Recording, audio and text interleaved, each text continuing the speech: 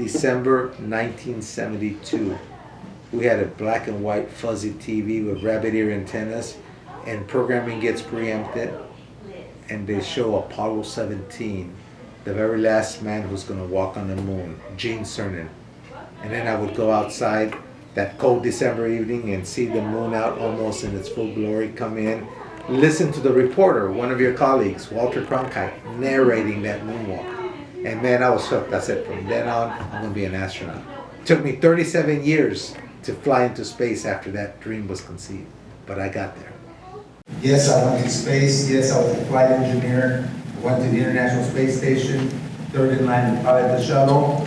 But I think there's a story before that of how I got there. I think the story is just as important. They're floating all the time, 24/7. I was on a 14-day mission. We went around the world 217 times.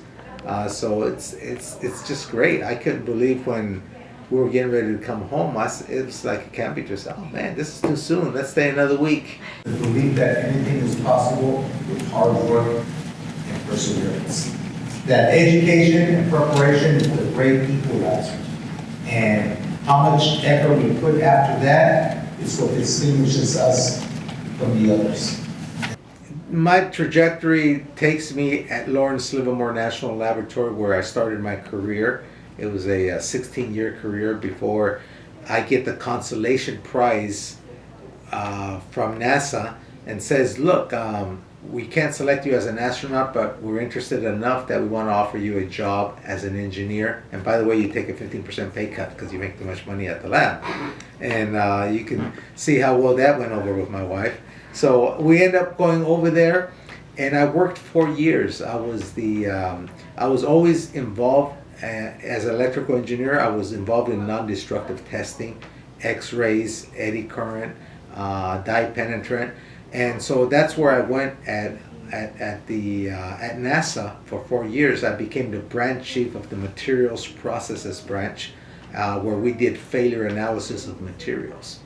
My parents come from the central state of Michoacan. My dad, as a migrant farm worker, became, at the age of 15, established a routine, 3 stops in California for 9 months, go back to Mexico for 3 months. Years later, 4 kids, I'm the youngest of 4, and where we were born was dictated by what month we were born in. You do the math. You got 9 months in California, 3 months in Mexico. You get a 9 in 12 chances of being a good old US citizen. And guess what, folks? I beat those odds. I think it's that grit, that can-do attitude, and I always tell people, look, you're gonna fail at things that you do in life. That's just the natural. I said, what defines you is what do you do after that failure?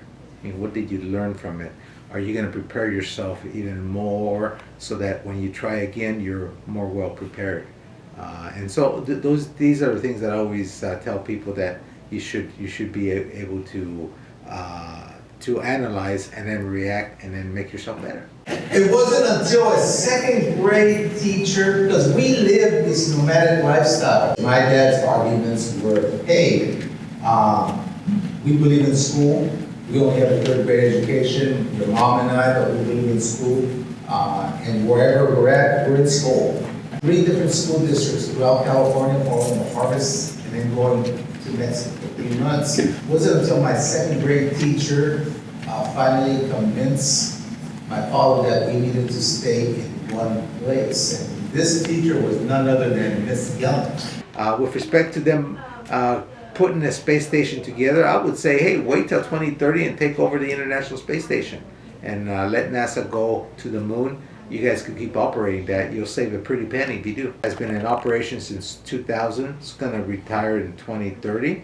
Those resources are going to move to establish a long duration base on the surface of the moon, create a whole new lunar economy there with all these aerospace companies helping NASA establish a long duration post there. That's going to allow us to basically test technologies that we need to go and send humans to the surface of Mars. I think we're still good 10, 12 years before we can accomplish that part. But certainly going back to the moon within a couple of years, you're gonna see that we're gonna be sending people to the moon.